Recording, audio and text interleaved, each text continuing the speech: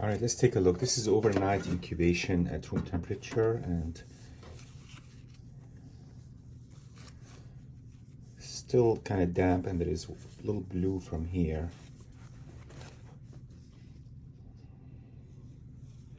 Wrap is still wet, so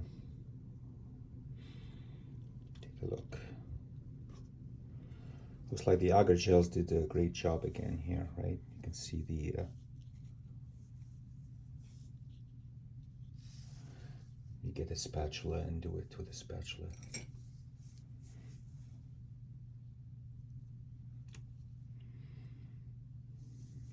Look at this, all the stain is gone, right? All the rust is gone. Not the stain necessarily, you can still see the stain here, right? And that was there to begin with. Could be a different nature kind of stain, right? You can see it here also, but I didn't place any gels on this area, right?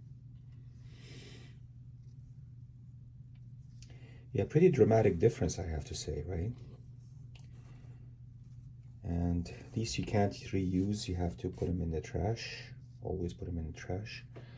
So I'm gonna flip it around and see the other side and take the agar gels from the other side and check it out. And then what I'll do is I'll bring it back to pH 8, because these areas got the agar gels, and the pH here would be probably now less than the rest of the wrap, because Evaporos has a pH of 6. That's why I wanted initially to start at 6, and I couldn't get it to 6. I should have stopped at 6 or 7, and I got carried on with the second bath, right? That's all right. I think it'll be okay.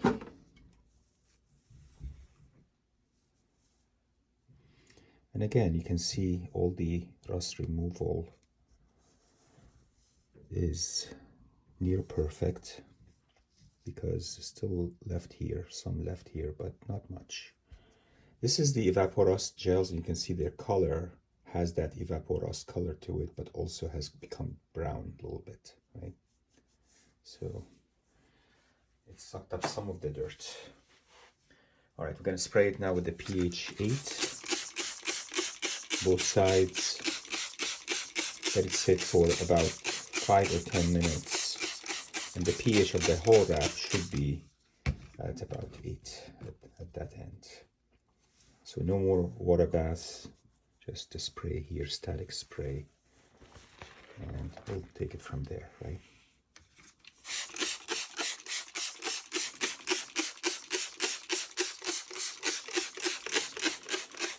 And this pH 8, I achieved it by just mixing water with calcium hydroxide and just measuring the pH with paper strips. And it should be at about 8, right? So if you want to see.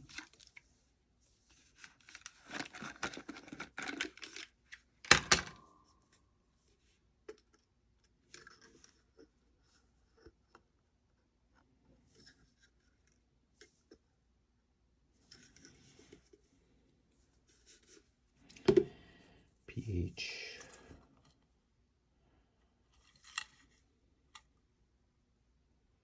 8 right there. It's a happy zone right between.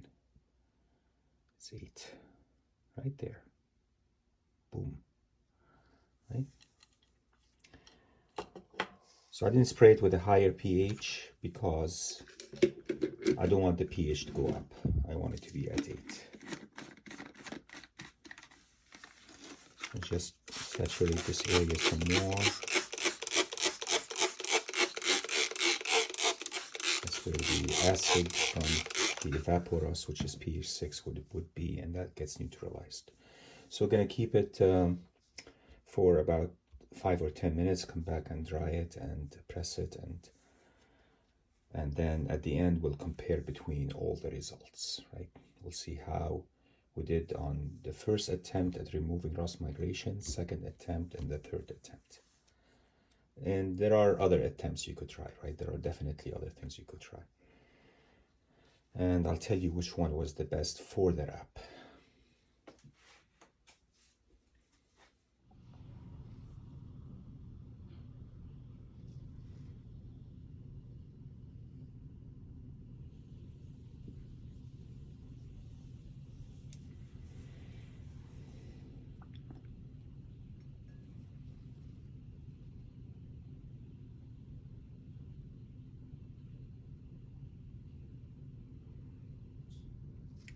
This doesn't have formation aid in it, so but it's an interior wrap, so it should be okay.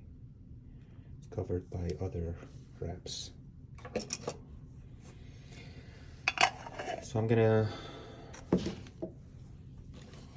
just get rid of some of these fibers here on the side.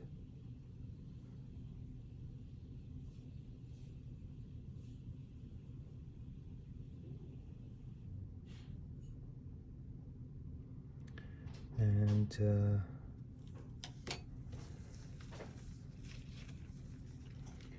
cover it and put it in a press, basically, right? So I had the wrap in cold press overnight. So let's take a look. Drying between paper towel sheets and here it is. I mean, the color is different than the other two wraps, right? I did earlier. But the leaf casting looks pretty good. I ended up doing leaf casting and sealing some of the tears with Tengu tissue. After I did the leaf casting, I even added some Tengu tissue to the staple area just for double support. And it just looks right? It looks pretty good. Ended up with pH 8 at the end. The only problem with it is that when you have it wet for too long, right, this color here, the cyan, kind of bleeds on the Fawcett comic books, right? The other two wraps I have, let's look at them.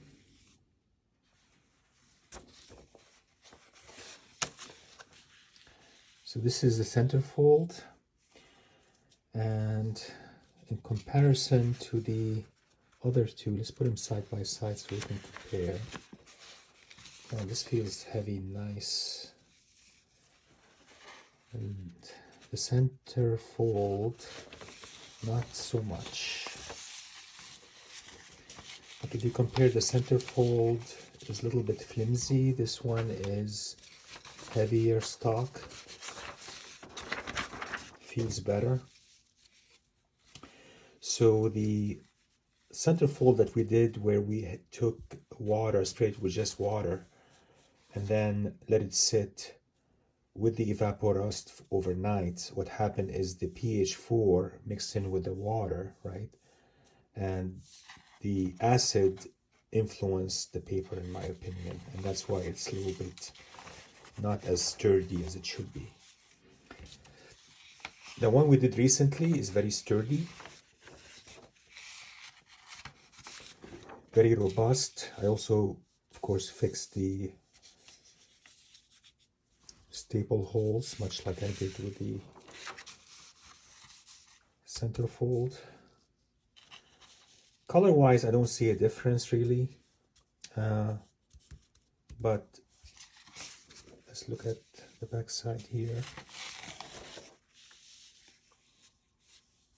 Yeah, there's staining on both of them, right? I didn't bother with removing the staining too much, but the color is the same, right?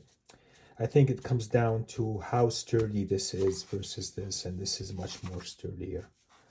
The one we did recently, where we elevated the pH to 8 and then did the derusting, is much sturdier than the one where we kept the pH at 4 and then did the derusting, right? So that's one thing. And the other thing is, When we did the rusting on this, of course, we had to incubate it overnight at pH 8, essentially. And some of the colors probably were affected, right? But not really by much, in my opinion, right? Just some leaking of the cyan color. So perhaps we should look at the middle one, which is the dry method, the semi-dry method. And in comparison, it feels exactly like the third wrap we did. They have the same texture. They have the same colors. I haven't repaired the staple holes here, as you can see, but it does feel sturdier. And this got no water whatsoever. All it got is the cyclomethicone around here to prevent tide line formation from the agar gels. Then after we removed the rust entirely, we ended up soaking this into Bestine for 1 minute to remove the tide lines from the cyclomethicone. And then the acidification bath took place. So minimal intervention as far as water baths go, right?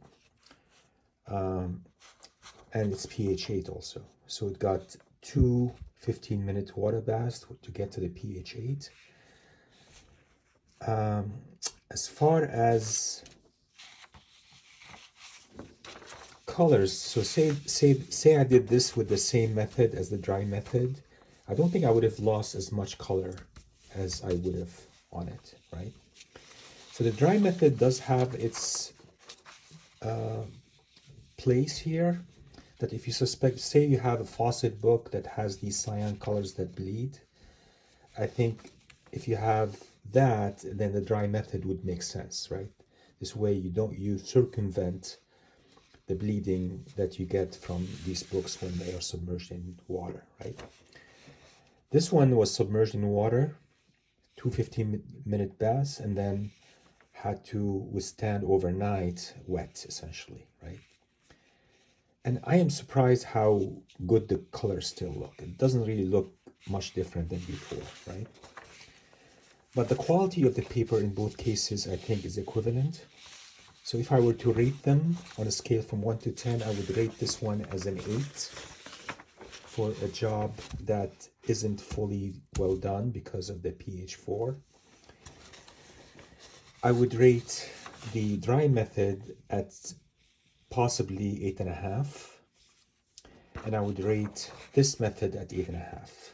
Last method, right? So these two methods are equivalent, but they have their own applications, if you will. For regular wraps, I would use the latter method, where I would bring the pH to 8, and then I would do the acidification, and you get really good results with it, right? If the wrap has sensitive colors, I would do the dry method, get rid of the rust, and then you can deacidify, and that can give you, I think, better stability for the colors at the end. Results wise, both have the same results. So this is the order they're in. I did them in this order, right?